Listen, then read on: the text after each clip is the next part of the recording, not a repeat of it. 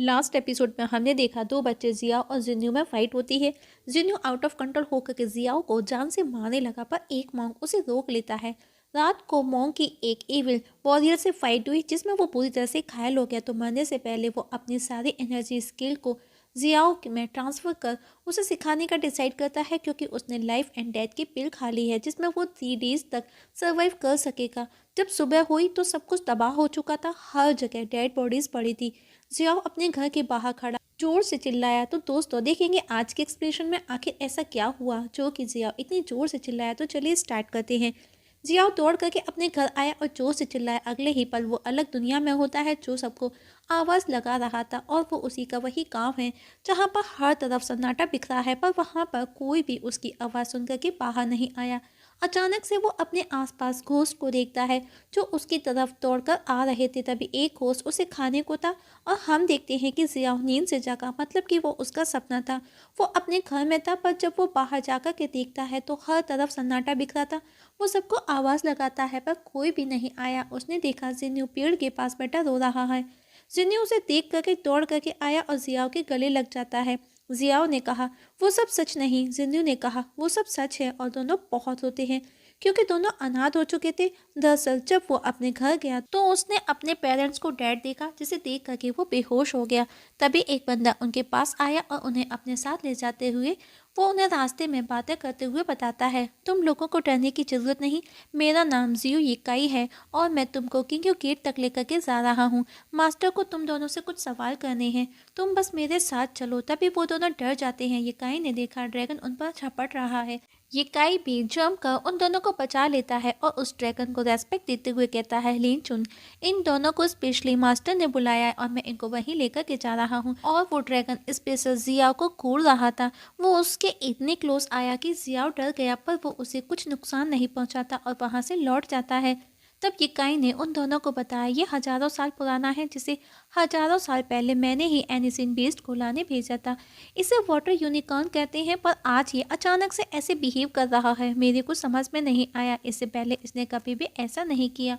खैर तुम दोनों को डरने की जरूरत नहीं, ये तुम दोनों को कोई भी नुकसान नहीं पहुंचाएगा। और वहां से आगे बढ़े।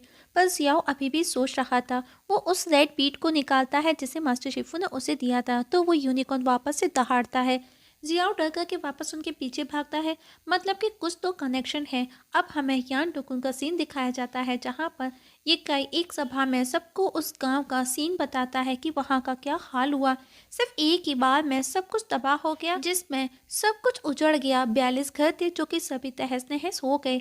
ये 3 बच्चे यहाँ तक कि मंदिर भी डिस्ट्रॉय हो गए। वो अपने साथ में अंकल वांग को भी लेकर के आए थे, जिसके मन में अभी भी डर था और वो वही भूत भूत कह करके चिल्ला रहा था। ऐसा लग रहा था कि मानो वो पागल हो गया हो। और ये पहले 3 लोग हैं जो कि उस डिजास्टर को फेस करके किंग्यू गेट तक आए। ये सुनकर के वहां बैठे सभी लोग हैरान थे। तब उनमें से एक बंदे ने कहा जियाओ और जिन्यू को बुलाने का। जब वो दोनों अंदर आए तो सभी की आंखें खुली की खुली रह गई, मतलब कि कुछ ऐसा डिजास्टर हुआ कि किंग्यू गेट में बैठे सभी लोगों को अच्छे से पता था उसके बारे में। पर फिर भी 3 लोगों का बचना, इस बात पर किसी को विश्वास नहीं होता, जिसमें 2 बच्चे थे। जिन्नू ने कहा मास्टर हमारा पूरा गांव डिस्ट्रॉय कर दिया गया है, ये किसने किया? पर मास्टर ने उल्टा उससे क्वेश्चन कहा, तुम दोनों कैसे बचे? जियाओ चुप था, उसे समझ नहीं आता कि वो क्या कहे, क्योंकि मॉन्क ने उसे कुछ भी किसी के भी साथ में शेयर करने का मना किया था। जिन्नू ने कहा उसे बस इतना याद है कि वो रात को अपने घर अपने खुद के बिस्तर पर सोया, लेकिन जब मैं सुबह नींद से जागा तो मैं गांव के एंट्रेंस पर एक पेड़ के नीचे सोया था। मुझे नहीं पता उस समय क्या हुआ। जब मैं जागा तो मैंने जियाओ को भी सोया देखा, उसको जगाया और हम दोनों को ठंड लग रही थी, तो हम वापस घर के लिए गांव के अंदर भागे। लेकिन हमने देखा पूरा गांव उजड़ा है, हर तरफ डेड बॉडीज थी। इवन हमारे पेरेंट्स भी हमको कहीं नजर नहीं आए। और कहते कहते वो रोने लगा।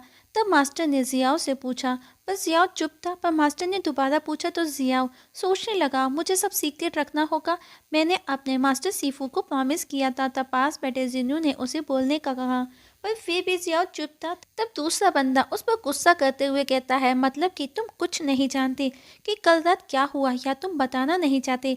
लेकिन फिर भी जियाओ चुप था, वो कुछ नहीं बोला। तो वो उन दोनों को वहां से ले जाने का बोला। तब एक और बंदा बोला, 1000 साल बाद में किंग गेट में स्कूल की स्थापना के बाद में मास्टर किंग भूत भगाने के इतिहास से अब तक हमारा इतिहास इतना फैला है, पर हम एक छोटे से गांव को प्रोटेक्ट नहीं कर सके एविल से, जो भला ठीक हमारे पैरों के नीचे था।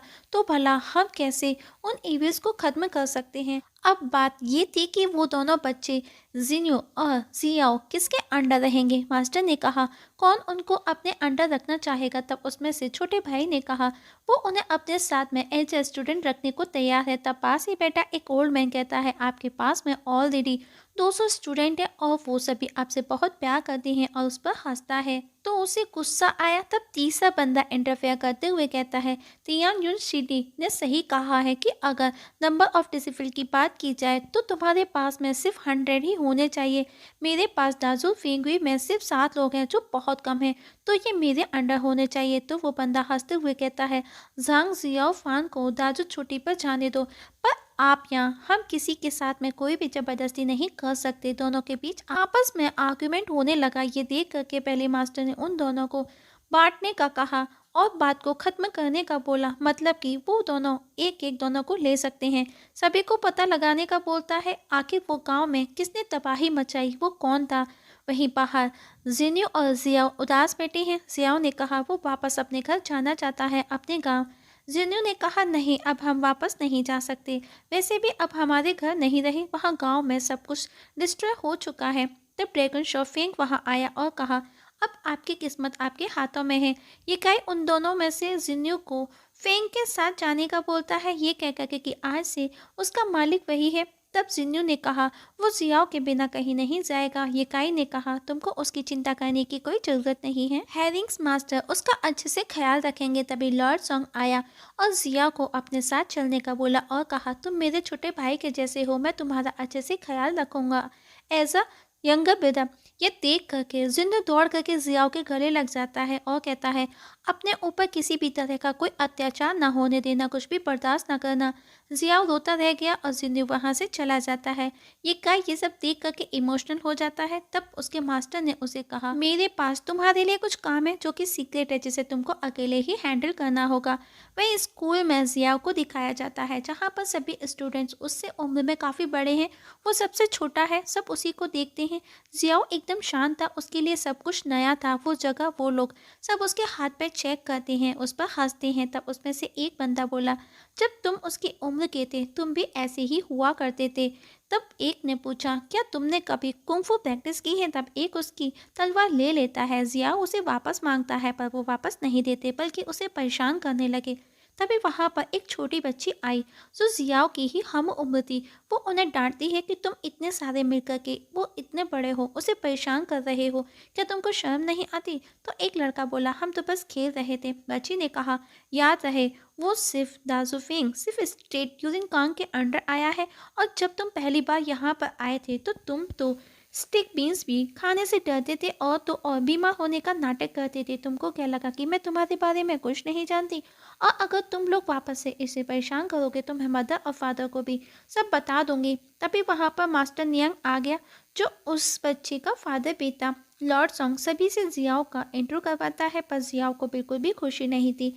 लॉर्ड सॉन्ग ने नियांग और उसकी वाइफ को जियाओ से चाय देने का कहा। नियांग खुश नहीं था, पर नियांग की वाइफ ने कहा, आज से यही तुम्हारा घर है, सब साथ में खाना खाते हैं। लेकिन वो बच्ची जियाओ का बराबर ध्यान रख रही थी।